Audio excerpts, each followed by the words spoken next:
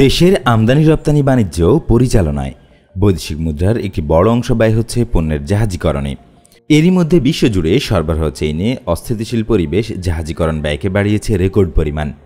এই সংকট মোকাবেলায় উৎপাদনমুখী শিল্পের কাঁচামাল আমদানিতে যুক্ত বড় গোষ্ঠীগুলো নিজেরাই এখন বিদেশ থেকে জাহাজ কিনে পণ্য পরিবহন শুরু করেছে।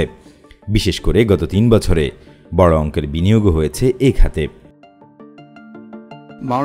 প্রধানমন্ত্রীর বিশেষ নির্দেশনায় অর্থমন্ত্রী আহম মুস্তফা কামাল বৃহস্পতিবার তার বাজেট বক্তব্যে বলেছেন, বাংলাদেশি পতাকাবাহী জাহাজ কর্তৃক বহির্বিশ্বে সেবা প্রদানের বিপরীতে ব্যাংকিং চ্যানেলে বৈদেশিক মুদ্রায় আনায় আয়কে ২০৩০ সাল পর্যন্ত করমুক্ত করার প্রস্তাব করছি।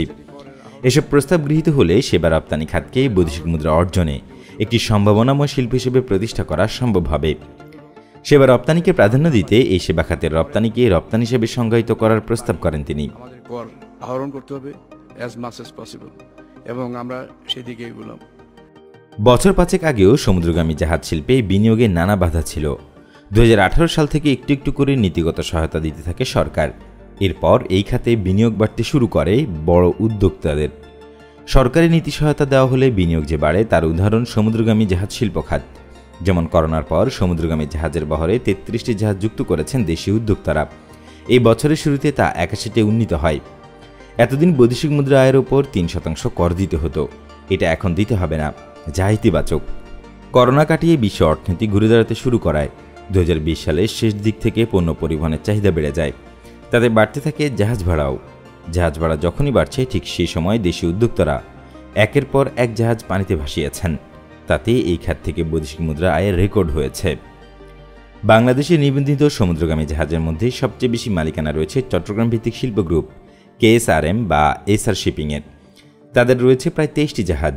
তবে দেশে ইস্পাত খাতের প্রথম সারির এই প্রতিষ্ঠানটি সমুদ্রগামী জাহাজে এখন নতুন বিনিয়োগের উদ্যোগ নিয়েছে। KSRM ছাড়াও মেঘনা গ্রুপের রয়েছে ১৬টি জাহাজ।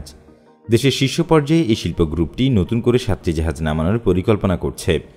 অন্যান্য শিল্প গ্রুপের মধ্যে আকেজ গ্রুপের ১০টি জাহাজ রয়েছে এবং কর্ণফুলী লিমিটেডের রয়েছে ৬টি। পণ্যবাহী সমুদ্রগামী জাহাজ পণ্য পরিবহনে বাংলাদেশের পতাকাবাহী জাহাজের সংখ্যা একেবারেই অপ্রতুল, যার কারণে সাগরে পণ্য পরিবহনে বিদেশি জাহাজ ভাড়া করা ছাড়া কোনো উপায় থাকে না। তবে সরকারের সহায়তা পেয়ে স্থানীয় উদ্যোক্তাদের এই খাতে বিনিয়োগের যে উৎসাহ তৈরি হয়েছে, সেটা দেশের অর্থনীতির জন্য সুখবর নিয়ে আসবে।